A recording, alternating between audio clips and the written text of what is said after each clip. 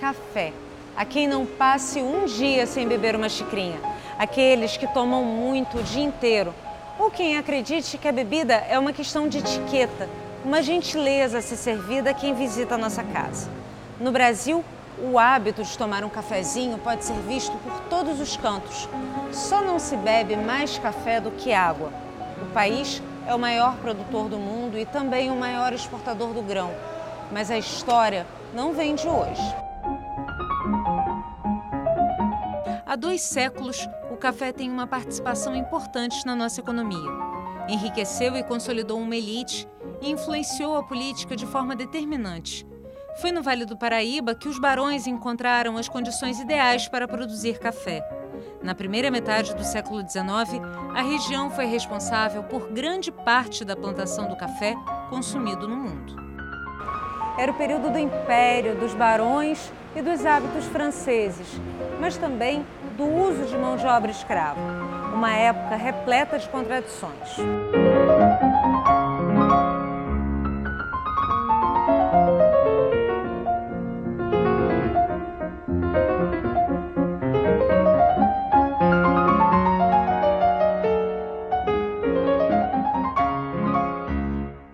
E agora a gente convida vocês a uma viagem à história, aos casarões, mas também às novas plantações de café da região.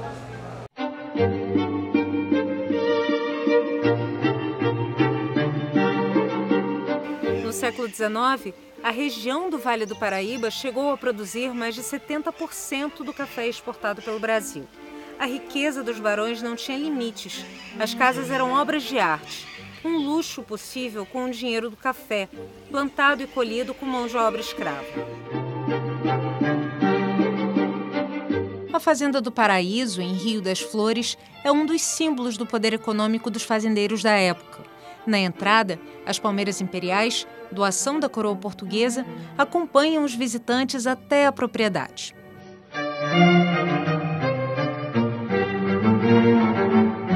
O auge desse período, em termos de qualidade arquitetônica, é o período de entre 1850 e 1860, que é marcado pelo neoclássico, que é trazido pela missão artística francesa, mas que no Brasil ele vai ser readaptado, né? Vamos dizer assim, a esse clima tropical. Então, são casas extremamente suntuosas, com uma aparência muito urbana, marcada por uma filha de palmeiras imperiais e bastante luxuosas realmente, né? Então, são casas que marcam uma presença muito grande do Rio Imperial, da corte imperial. Na verdade, eles queriam viver no Vale do Paraíba como se vivia na corte do Rio de Janeiro. Então, eles vão reproduzir esses hábitos aqui, inclusive as casas vão ter essa aparência muito de Rio de Janeiro imperial. Adriano é historiador e grande conhecedor da região. Na Fazenda do Paraíso, é ele quem guia os turistas a uma viagem ao século XIX. A fazenda pertenceu a Domingos Custódio Guimarães, o Visconde do Rio Preto, um dos maiores produtores de café do Vale do Paraíba. O Domingos, ele foi agraciado pelo imperador com o título de barão, depois Visconde do Rio Preto, e foi uma figura muito importante aqui na região, politicamente também, e foi o maior cafeicultor dessa região. Durante o ciclo do café, o poder e o prestígio dos barões estavam diretamente relacionados com a quantidade de escravos que eles tinham nas fazendas. Ao falecer em 1868, no dia da festa de aniversário dele, ele deixou 1.200 escravos e mais de 1 milhão de pés de café. A gente mede a fortuna de um proprietário pelo número de escravos, né, que correspondia a 70% do valor do patrimônio dele, né. Então, daí a gente já tem uma noção, uma dimensão do que ele deixou, da fortuna que ele criou aqui. Para abrir uma fazenda aqui naquela época exigia um bom capital, não era barato, você tinha que ter escravos para derrubar a floresta e plantar, enfim, não era barato, então exigia realmente bastante recurso. Então eram essas pessoas que naquela época quem tinha dinheiro para investir aqui nessa região.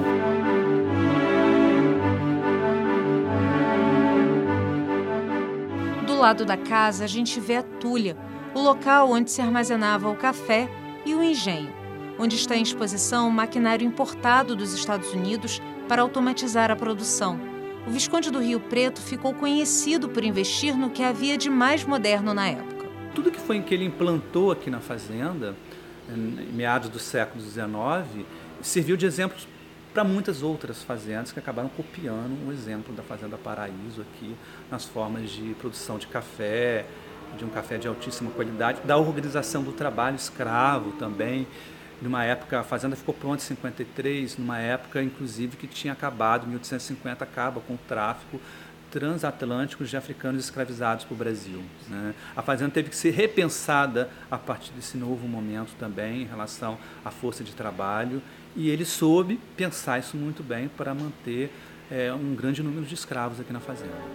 No final do século XIX, assim como muitas fazendas, a Paraíso foi hipotecada e, anos depois, comprada por Alexandre Belfort Arantes.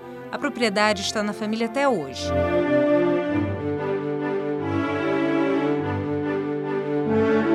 Quando entramos na casa, o que impressiona são os objetos de decoração que permanecem como na época. A sensação é de estar voltando no tempo. Na época, as propriedades não eram apenas a moradia da família, mas espaços para negócios. E costumavam ser divididas em 4 alas: comercial, social, íntima e de serviço.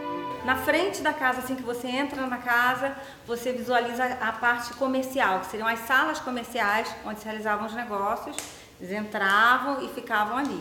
Existe uma porta que faz essa divisão para esta ala que nós estamos agora, que seria a ala de serviço. A parte de cima, ela é dividida na parte social e na ala íntima. Então, a parte social é a parte que é aberta à visitação, onde tem as salas, o salão dos banquetes, onde aconteciam as festas, os saraus, né? E a nossa ala íntima, que no caso, né, nós usamos aquela parte que é uma parte que seria nossa, né? Como a família mora no local, foi pedido para que não fizéssemos imagens dos ambientes. A cozinha foi o único espaço que nossa equipe pôde gravar. Lá, a Simone falou sobre a paixão pela fazenda e, principalmente, a dificuldade de mantê-la preservada. Como você pode ver, ela está ainda original. O fogão é um fogão escocês, né? Ainda da época da construção da casa. Então, é o único fogão que eu tenho na casa, inclusive. As nossas refeições são feitas nele, né? Então, nós usamos a cozinha no nosso dia a dia, né? E não é fácil, né? A gente não tem aquelas modernidades aqui na cozinha, mas tem que gostar, né? A casa é olhada diariamente com um olhar crítico, porque sempre são várias coisas que precisam ser feitas e não é uma obra assim fácil, não é uma manutenção diária fácil, né? Mas é com prazer que nós fazemos tudo isso. Mas nem um fogãozinho, nenhum fogãozinho a gás. Não tenho na casa, ainda não tenho. Pode ser que daqui a pouco, daqui a algum tempo, eu passe a ter. Mas por enquanto nós não temos. O único fogão que nós temos é esse aqui. Mas a opção da mobília, a opção de todos esses serviços originais também vem dessa necessidade de preservar, vem de uma opção. Assim, como a fazenda, ela, como a gente fala sempre da autenticidade, dessa preservação, que a gente toma esses cuidados, o que acontece? A fazenda tem um mobiliário, né? Nós adquirimos pouquíssimas coisas na realidade. Então, vai fazer o quê? Você não vai usar? Porque a casa não é uma casa museu, nós não gostamos que as pessoas comparem como se fosse uma casa museu, é a nossa casa. Então você vai usar a casa do jeito que ela é aquilo que eu mencionei para vocês. Nós acabamos nos adaptando à casa, né? E você essa casa, nós vamos fazer o quê? Vamos modernizar, acabar com toda essa história que ela tem, não é? Então a gente acostuma, a gente gosta. E é uma coisa que, digamos assim, é um projeto nosso de vida. Nós gostamos disso, de preservar, de restaurar, de cuidar. Rio das Flores, na época, fazia parte do município de Valença, uma das cidades mais importantes no negócio do café no Vale do Paraíba no século XIX, assim como Vassouras, centro da produção cafeeira da região no período. Na década de 1850, a região se tornou a maior produtora de café do mundo. Você tem uma grande quantidade de imigrantes portugueses, não enriquecidos, membros às vezes de uma pequena nobreza empobrecida. A partir da queda da decadência do ouro, começam a migrar para aquela região do vale. Essa elite que se formou aqui, importante, né? E política também, ela tinha um poder político muito importante, ela nasce junto com o Império Brasileiro. A gente tem também comerciantes do Rio de Janeiro, que eram comerciantes de grosso trato do Rio de Janeiro, muitos deles ligados ao tráfico de escravos, que em algum momento também vão se estabelecer na região do Vale. Vassouras se desenvolveu com o dinheiro do café.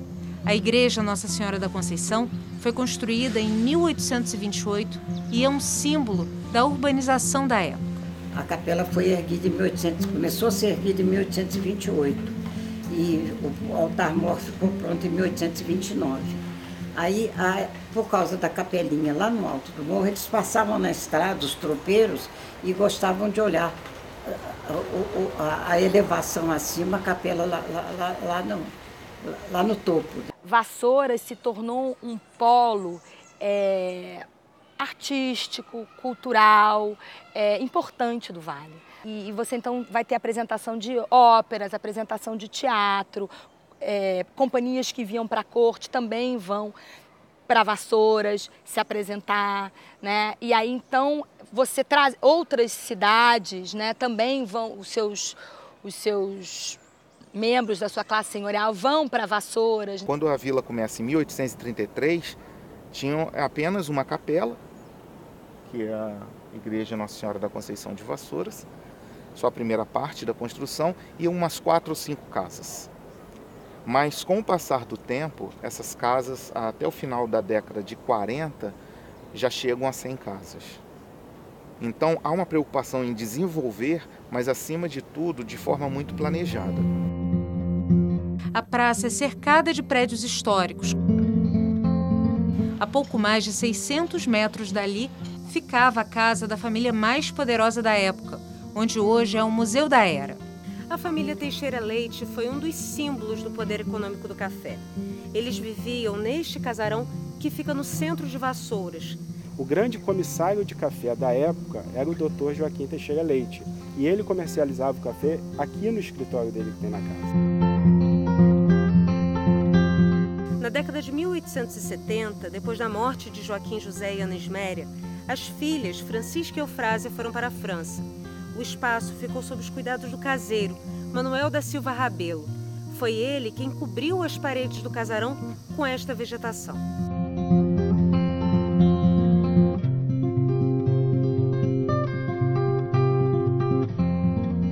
A casa retrata o modo de vida de uma abastada família da época. São 22 cômodos.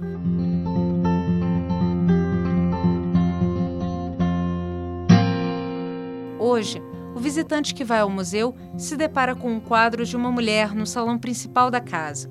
A pintura é de Eufrásia Teixeira Leite, uma das filhas de Joaquim José. Acredita-se que por ele não ter tido filhos, o filho dele faleceu muito jovem, ele, de uma forma ou de outra, capacitou as filhas a poderem gerir essa herança que ela viria a receber.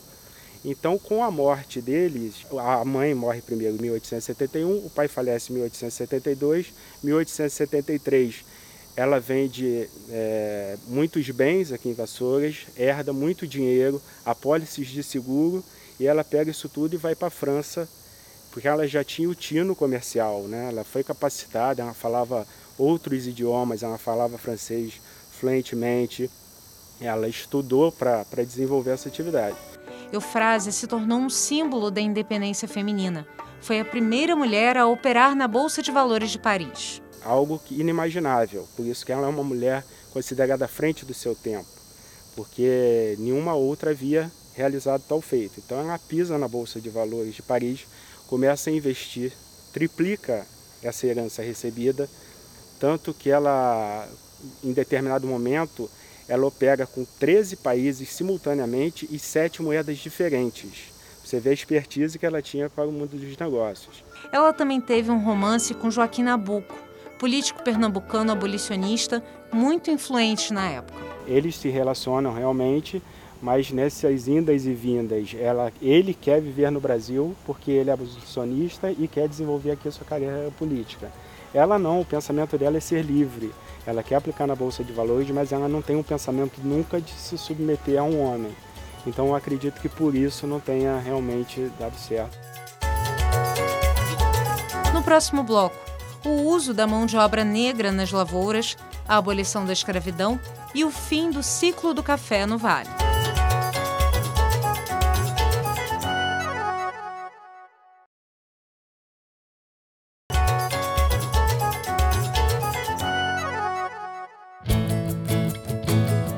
A Fazenda Vista Alegre fica a pouco mais de 12 quilômetros do centro de Valença. O casarão, imponente, é rodeado por um jardim e compõe uma paisagem que nos remete ao século XIX. Parece que o tempo não passou. Quem nos recebe na propriedade é Vera Matos. Carioca, largou a vida na capital para viver na fazenda. Ela faz questão de compartilhar as memórias da casa, que estão nos cômodos, nos objetos, nos quadros nas paredes. Uma pessoa chegou e falou: isso aqui é um museu vivo. Eu adorei isso. Eu falei assim: gente, no fundo eu acho que ela tem razão. Eu moro aqui, e eu e meu marido, e você anda pensando em história, entendeu? Você anda pensando assim: esse piso tem 150 anos, tanta coisa se passou por aqui. E Vera tem razão. Ao passear pela casa, o visitante se depara com ambientes que encantam, não só pelos objetos históricos, mas pelo colorido. 80% da casa é original, quer dizer, eu tenho o colorido da casa, o colorido e a luminosidade da casa, eu acho assim fundamental para ela ser tão leve. A fazenda foi de Joaquim Gomes Pimentel, o Visconde de Pimentel, que tinha iniciativas progressistas para a época. O Visconde de Pimentel foi uma pessoa assim incrível, porque ele foi muito inovador para a época dele, né? Aqui era uma fazenda de café e lógico que ele tinha preocupação com o café, mas ele era muito mais ligado à cultura e eu acho que ele gostava tanto do próximo, né? Porque a primeira coisa que ele faz é libertar os escravos. Então ele liberta os escravos, ele monta uma escola que foi uma das primeiras escolas no Brasil, ou a primeira, a alfabetizar escravos. Além da Escola dos Engenhos, que ensinava os escravos a ler e a escrever, a fazenda abrigou a Casa da Música. Eram frequentes os saraus na propriedade e apresentações de uma banda, também formada por negros. Ele contrata um maestro para dar aula de música, porque ele adorava música. E eles acabam formando uma banda. E essa banda fica assim muito boa, né? Então a banda toca não só aqui na fazenda, em eventos aqui, porque o Visconde era muito ligado à cultura. Ele gostava de cavalos, cultura, música. Então você vê que para a época, na época do café do senhor, com chicote, ele não tem nada disso. Eu cada vez fico mais fanzoca dele. Aqui no porto do Rio de Janeiro desembarcaram cerca de 1 milhão de escravos, quase 200 mil só nas primeiras décadas do século XIX. Em 1850, mesmo com a proibição do tráfico internacional, pessoas continuaram sendo trazidas ilegalmente da África e de outras regiões do Brasil. O destino era o trabalho nas lavouras de café do Vale do Paraíba. Nas fazendas, os escravos eram usados para plantar, colher e beneficiar o café. Nesta época, a população escravizada ultrapassava muito a de pessoas livres na região. A gente tem que pensar na compra da mão de obra escrava como um investimento, né? Investir, é horrível falar isso, mas era como se pensava na época. O escravo ele era patrimônio e ele também era moeda corrente, porque você hipotecava, você vendia rapidamente. Ele era um capital que tinha... Ele era muito líquido, ele era muito rápido de você transformar em moeda. A riqueza dos barões, a riqueza do café, só consegue ser montada com a velocidade que ela foi montada, né? Porque você tem um tráfico já estabelecido, com as rotas já estabelecidas, e aí esse volume ele cresce assustadoramente mais do que no período colonial. Um dos episódios mais conhecidos de resistência das pessoas negras foi a Revolta de Vassouras, em 1838. Manuel Congo era ferreiro e foi o líder do motim depois de um escravo ter sido executado por um capataz na fazenda Freguesia. É uma revolta que se dá num contexto de estabelecimento dessa região como uma região produtora de café, né? É a época da montagem dos complexos. Então a gente pensar o quanto que uma grande revolta, né, onde você bota duas fazendas principais, é que você teve fuga de escravos. E você percebe o grau de aflição dessa classe senhorial, dessas elites locais, pela rapidez como eles montam todo o controle e para poder ir contra a revolta e para poder ir atrás desses escravos. É tudo muito rápido. Então, a rapidez disso mostra exatamente o medo que aquilo virasse um barril de pólvora. Arilson conhece bem essa história. Há 11 anos, ele trabalha como jardineiro no Museu Casa da Era. Aqui a gente tem uma homenagem a Manuel Congo e a Mariana Crioula. Qual é a importância do Manuel Congo para a história da escravidão aqui em Vassouras? Que personagem foi ele? Manuel Congo foi um homem escravizado que vivia na fazenda Freguesia. Essa fazenda ficava na aldeia de Arcozelo, na cidade de Pati Delférias. E no ano de 1838, Manuel Congo ficou revoltado pela morte de uma outra pessoa escravizada, que foi brutalmente assassinada nessa fazenda. Eles invadiram a serra de Santa Catarina e lá eles tentaram formar um quilombo. Só que no ano seguinte, a Guarda Nacional foi enviada na serra com cerca de 150 soldados. Depois eles foram capturados novamente, foram trazidos para Vassouras e houve um julgamento. E a condenação do Manuel Congo foi morte natural na forca. Você já ouviu alguém morrer naturalmente na forca? Ele foi assassinado. A Mariana Crioula, ela foi absolvida, mas ela foi obrigada a assistir à morte dele.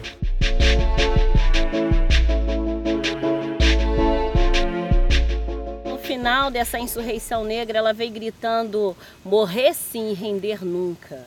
E ficou como símbolo dessa luta pela liberdade que eterniza o homem.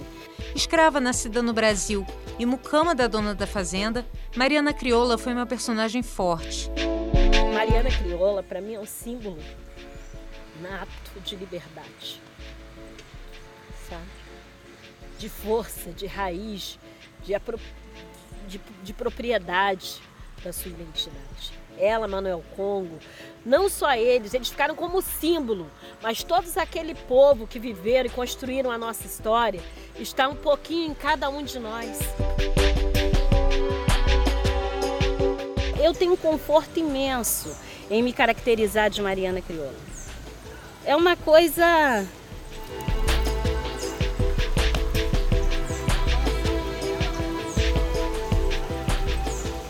eu não sei explicar. Parece uma coisa de outra vida, sei lá. É muito forte, sabe? A energia é muito forte. Fica muito difícil entender a sua lógica de mundo.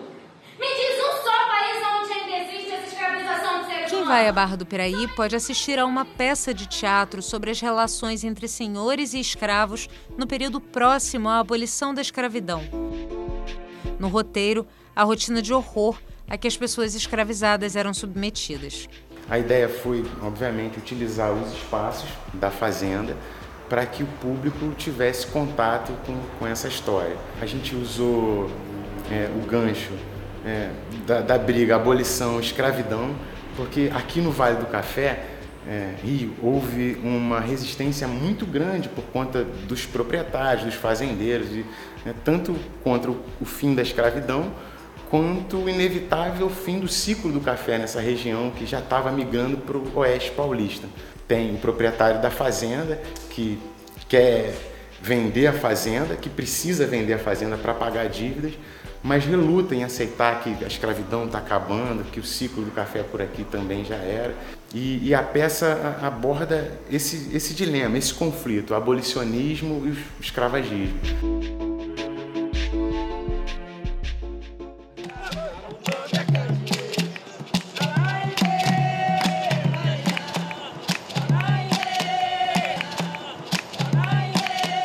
Fazenda São Roque também é palco de apresentações do Grupo Sementes da África. A cultura e a memória dos escravos é preservada por gerações com o jongo. O jongo faz parte da cultura dos escravos de origem banto, que vieram da região onde hoje é o Congo e Angola. A música e a dança eram uma forma de divertimento, expressão religiosa e uma maneira de manter as tradições. No Brasil, as festas aliviavam o sofrimento do trabalho nos cafezais.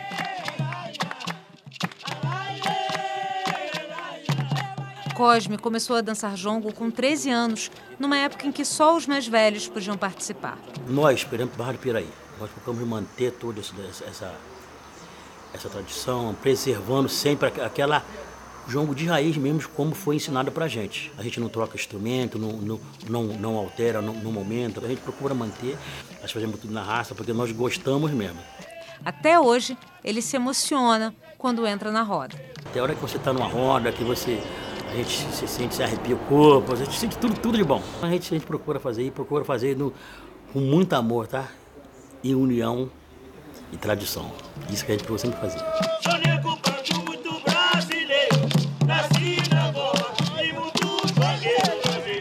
Para mim, o jongo é tudo.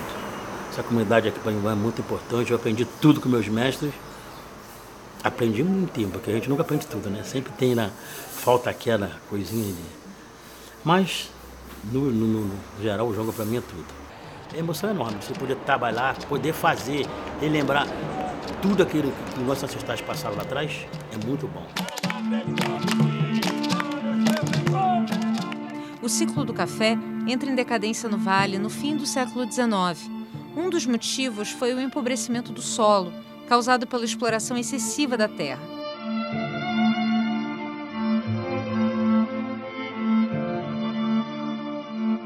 A partir da década de 1890, a produção era bem menor, chegava a apenas 20% no município de Valença, por exemplo. Foi um período terrível, o final, né, da história do café nessa região. A gente já tem um período que, a partir de 1870, em que a produção começa a cair do café em grande parte das fazendas. Você tem os cafezais envelhecidos, as terras exauridas. Você vê direitinho nos inventários eles falando, eu tenho uma fazenda velha. O que quer dizer de café velho, de cafezais velhos? O que queria dizer isso? Que já estava há muito tempo plantada e que aquele volume já não atendia. Então, por exemplo, você ia começando a derrubar as florestas e a cultivar o café perto da Casa Grande, daqui a pouco você estava lá longe. Porque isso ia andando, era uma marcha praticamente, né, do cultivo. Você tem a libertação dos escravos, que os fazendeiros não têm como pagá-los, né, remunerá-los. Então, realmente foi um período muito complicado para a história dessa região. Alguns fazendeiros acabam perdendo suas fazendas por não conseguir resgatar suas hipotecas. Elas são executadas, vão parar nos bancos, depois são vendidas muito baratas. A partir da Lei do Ventre Livre, de 1871, fica claro, né, que apesar de a lei estabelecer que esse fim da escravidão seria no médio prazo, né, mas estabelecia esse fim, né? Então era necessário se pensar em outras formas de mão de obra, porque esse tipo de mão de obra não cabia mais. No próximo bloco, a volta da produção de café na região.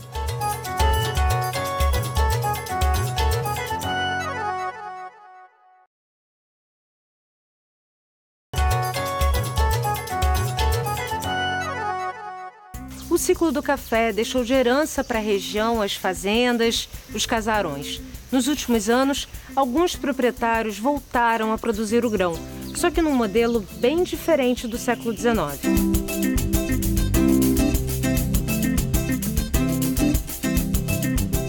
Cinco fazendas participam de um projeto do Sebrae para retomar a produção do grão no Vale do Paraíba. O cultivo é voltado para o café especial. A Taquara está há 6 gerações na família Estreva. Marcelo é quem administra a propriedade e cuida da produção de café.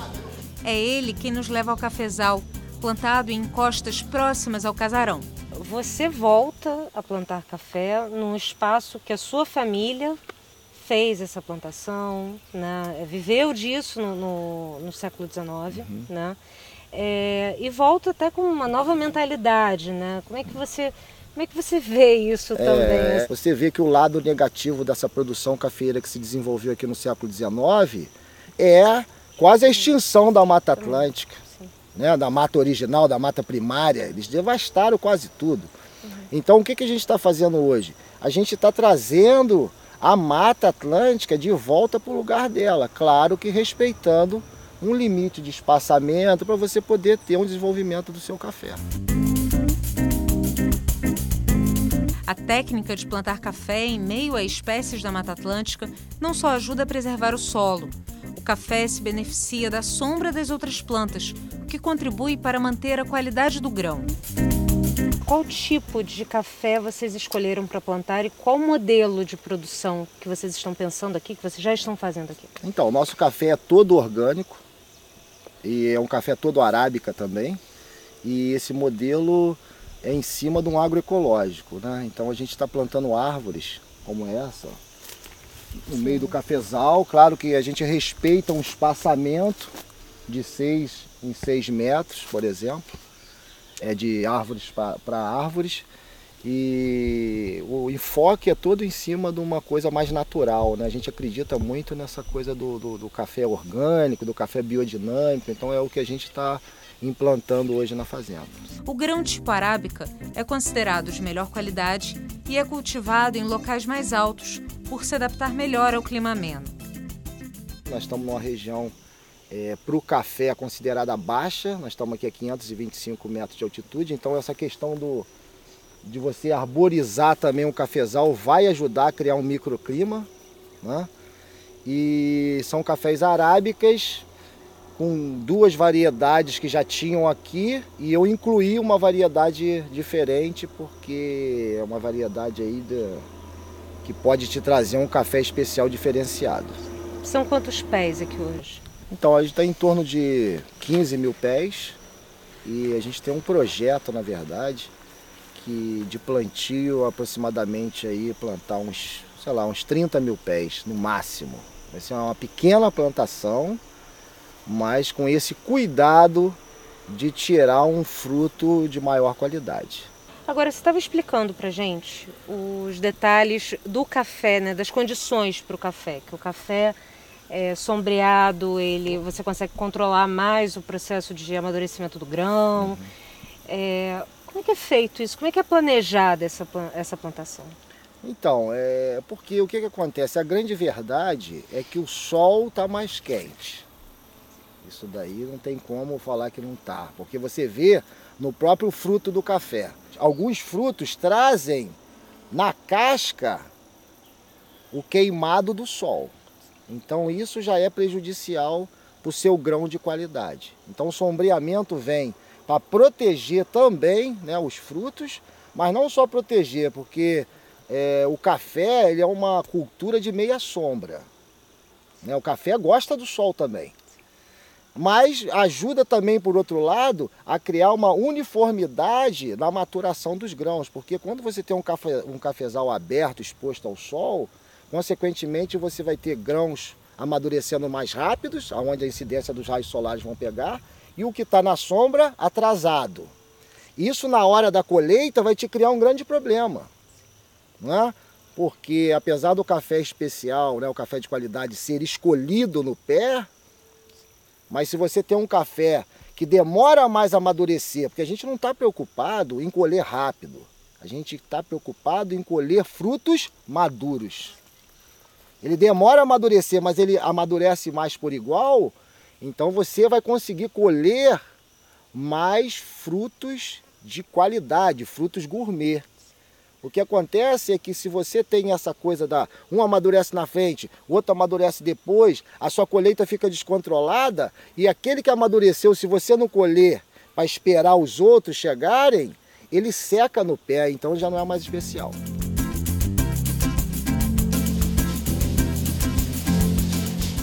Depois da visita à plantação, fomos convidados para tomar um café na fazenda. Ele foi servido em um salão embaixo da propriedade, uma área que possivelmente foi uma senzala e onde hoje funciona um restaurante. Marcelo conta para a gente que o café sempre foi uma atividade econômica importante para a família. Ainda na década de 1970, o pai plantava em larga escala. Na época, o café cultivado na Fazenda Taquara era do tipo robusta, uma espécie voltada para grandes plantações por ser mais resistente, crescer mais rápido e florescer mais de uma vez por ano. Nesse período, valorizava-se muito a questão das grandes plantações, né? Produzir mais. O interessante era produzir mais, produzir muito. Então foi o que ele fez aqui. Ele chegou a plantar em torno de 150 mil pés de café, mas vendia esse café em sacas de 60 quilos do grão verde. O café descascado, pronto para torrar para uma torrefação em Barra do Piraí. Sim. Então ele trabalhou sempre com isso, mas a fazenda chegou a produzir muito café. A Fazenda Taquara foi construída na década de 1830, quando Barra do Piraí ainda pertencia a Valença. A cidade só se emancipou em 1890. Na época, existiam cerca de 200 propriedades produtoras de café na região. Quase 2 séculos depois, a fazenda está preservada. Da casa original, o que é esse prédio que a gente está embaixo? Essa parte aqui é o porão da fazenda. Essa era o porão da fazenda. É só esse casarão aqui que ficou ainda? Isso, as senzalas, por quê? Existe 2 tipos de senzala. Existe a senzala externa e a senzala interna. A senzala externa foi destruída pelo doutor Hernani, pelo meu bisavô, que era médico, que morou na Europa e voltou no início do século XX. E a senzala interna tem aqui a possibilidade de ter sido em 2 lugares. Até aqui no porão pode ter sido no início uma senzala interna, sim. Pode ter abrigado os escravos da casa. Móveis e objetos de época ajudam a contar a história da propriedade. No passeio pelo 2º andar, um livro nos chama a atenção. Era nele que os senhores anotavam os valores da compra e venda de escravos. São histórias que Marcelo acha importante contar aos visitantes. Não adianta entrar num casarão desse, subir lá na parte do museu e dar uma volta em menos de 5 minutos. Você sai vazio. Se você não fundamentar a história, não começar, entendeu, a fazer com que a pessoa vivencie a história com o mobiliário, né, com a atmosfera histórica da casa, é outra coisa. A visita é em torno de 1 hora, 1h30, entendeu? Então a gente vai conhecer tudo, vai entrar dentro daquele trenzinho e vai pegar aquela viagem de volta ao século XIX, entendeu? Então a pessoa tem que chegar com o espírito para isso, senão ela não consegue subir no trem. E agora, além do trem, vai ter tem ainda a plantação de café, né? A volta do pra café. Visitar, exatamente. De um café super especial e super orgânico. Então isso eu acho também que é assim, uma mudança que a gente traz, né, para a cultura do café aqui da fazenda, para agregar valor.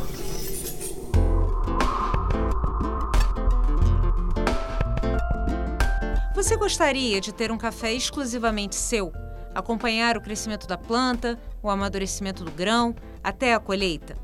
Este é um mimo proposto pela dona da Fazenda Aliança, Josefina Durini. Os pés de café ainda estão pequenos, mas já estão reservados para clientes. Eu vou colher esse café para essa pessoa e esse café vai ser...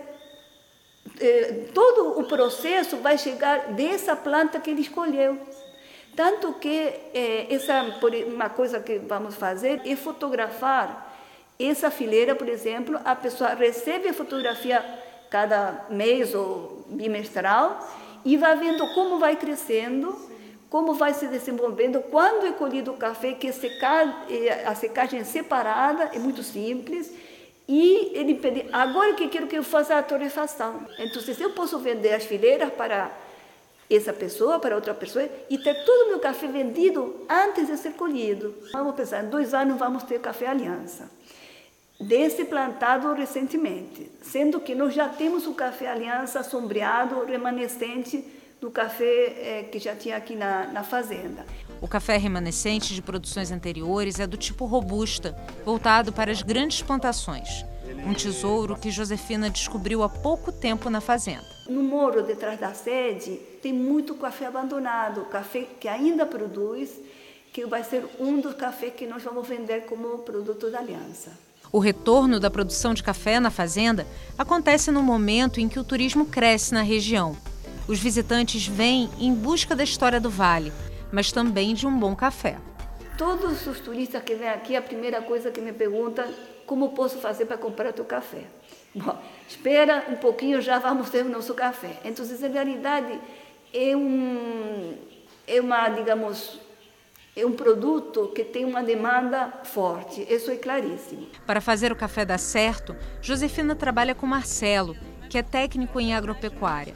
Ele coordena os métodos de plantio do cafezal sem agrotóxicos. A gente acreditou que era perfeitamente possível, né, juntar um novo sistema de produção em uma fazenda da época do Império e inserir essa tecnologia uma nova tecnologia, né, de plantio de café. Vocês avaliaram o solo, o que precisava? Como é que é isso? Historicamente, as áreas aqui, essas áreas amorreadas, elas sofreram um processo muito grande, né, foram exauridas exatamente no período cafeeiro, né? Então houve um uso, né, grande, né, dessas áreas de plantios de café. Então todo esse trabalho que a gente está tendo é pensando exatamente que a gente pode ter uma lavoura bem tocada, bem manejada, e o ponto inicial, sem sombra de dúvida, é a análise de solo e a calcareação no início, que é o que a gente chama de base, né, do nosso trabalho. Marcelo também explica as características do café especial. Todos que participam do projeto do Sebrae pretendem colher grãos selecionados e maduros, a base do café gourmet. O café gourmet é a ponta, né, o final daquela cadeia, onde o consumidor vai apreciar um café, né, onde ele foi coletado o grão maduro, onde houve uma coleta separada, onde houve um programa de pós-colheita apropriado e uma torra também diferenciada, né? E isso aí pode trazer um aspecto diferente nessa bebida, né? Aí ela se torna uma bebida gourmet e bem apreciada pelo público em si, né? Para Josefina, o café dá uma graça extra à propriedade, que foi adquirida por ela há 10 anos. Como é arquiteta, Josefina comandou uma reforma que valorizou a antiga casa de trabalho do Barão de Rio Bonito. O terceiro Barão de Rio Bonito tinha 3 fazendas. Essa era a fazenda que mais produzia café. Então, a fazenda em si só num andar, a realidade muito prática, e o que mais tinha ênfase, digamos, era na parte de produção de café. E isso que mais me chamou a atenção também, porque todo o circuito de café, a chegada do café, despejo de café, tudo era feito através de canalizações de pedra, e o café era levado por água, não? Num lugar até o terreiro do café. Depois ia para a tulha para a seleção e beneficiamento. Lá, a parte da arquitetura, o terceiro Barão de Rio Bonito, ele deve ter estado muito bem acompanhado com um engenheiro hidráulico, porque, como falei, a parte de água está muito bem feita. Temos mais de 2 quilômetros de canalizações de pedra feitas há mais de 150 anos. Isso ainda podemos caminhar dentro dessa canalização. Eu fiz quase 1 quilômetro, depois algumas vezes fica muito baixo, não é tão fácil, mas essas existem, funcionam e estão lá, depois de tantos anos. O café também é a nova empreitada do empresário Mário Fernandes. Em nossa última parada pelo Vale do Paraíba, fomos conhecer a Fazenda União. A plantação é recente. A intenção é vender para os turistas que visitam a propriedade. Quando começou a produção de café? O café praticamente não existia mais na região. Pontualmente, uma ou outra fazenda que tinha muito raro. Então o Sebrae procurou e criou esse projeto, né, que se chama Café no Vale. E achamos a ideia fantástica. A questão não é ter o café como commodity, e sim uma plantação pequena, né, com a ideia de criar um café especial. A ideia é comercializar o café para os turistas. Exatamente. A nossa ideia não é o café sair daqui da fazenda. O café, lógico, que vai ter o consumo, o turista que se hospedar aqui, ele hoje já toma o leite que é da fazenda, já come o queijo que é da fazenda, já come a hortaliça aqui, da nossa horta. Faltava o café. Para Mário, a plantação de café ajuda a ambientar a história da fazenda. É a oportunidade de explorar outro tipo de experiência para o visitante. O hóspede vai poder vir aqui, nós vamos trazer ele para um passeio. Nós fizemos o alargamento da rua até para poder passar com futuramente um carrinho elétrico aqui, trazer de jipe. E o cara ter esse prazer de ver o plantio de café, talvez ajudar na colheita, né? Na época da colheita a gente vai fazer um final de semana da colheita com direito a sarau da colheita como era feito no século XIX. O cultivo usa um mínimo de agentes químicos. A ideia é substituir os agrotóxicos por técnicas de plantio que ajudem a proteger o café. Nós entendemos aqui, até pela possível não utilização de qualquer tipo de agrotóxico, e sim de nutrientes, a gente fazer uma cultura paralela, uma cultura mais fraca, né, no intervalo de arruamento do café, porque além de produzir um outro, aqui por acaso nós temos milho, tem um outro setor aqui que tem o feijão, nós temos o aipim, então isso tudo acompanhado, lógico, pelos técnicos, e não deixa que qualquer tipo de ataque, de uma praga, qualquer que seja, primeiramente ele iria numa plantação mais fraca, né? Poupando o café e poupando a utilização desses agrotóxicos que hoje eu acho que minimizaria. E aqui, graças a Deus, nós estamos, eu creio que com tudo isso, praticamente nosso uso de agrotóxicos foi zero, né? Nós usamos nutrientes, sim, usamos nutrientes para a terra, até porque a nossa altitude aqui hoje é de 620 metros. Então nós tivemos que ter uma ajuda, vamos botar química, né, nessa questão de nutrientes da terra, para poder esse café sair com essa qualidade gourmet. É, né? Para poder compensar a questão da altitude. É uma compensação, exatamente. Então a nossa ideia é essa, reimplantar mais uma vez, renascer o vale, né? Então o vale está ressurgindo, inclusive com o café, que é o grande nome aqui do vale. A plantação não fica muito longe da sede da fazenda. Os tempos do café estão nas paredes restauradas do casarão. A mobília, os objetos de decoração, até mesmo uma coleção de pratos é capaz de transportar a gente, mesmo que por um momento, para o século XIX. Essa casa é uma casa que foi construída em 1836, né? Passou pela mão de uma pessoa muito importante aqui da região, o Visconde do Rio Preto, mas era uma fazenda satélite, né? Não foi a moradia específica dele, sendo que essa casa depois ficou de dote para o casamento do filho, do Barão do Rio Preto. A casa, ela é original, toda a construção ao redor foi feita em cima de uma topografia original aqui do nosso casarão, da fazenda em si, e usado material da mesma época. Na área onde funcionou a hospedaria da fazenda, foi montado um museu sobre a escravidão.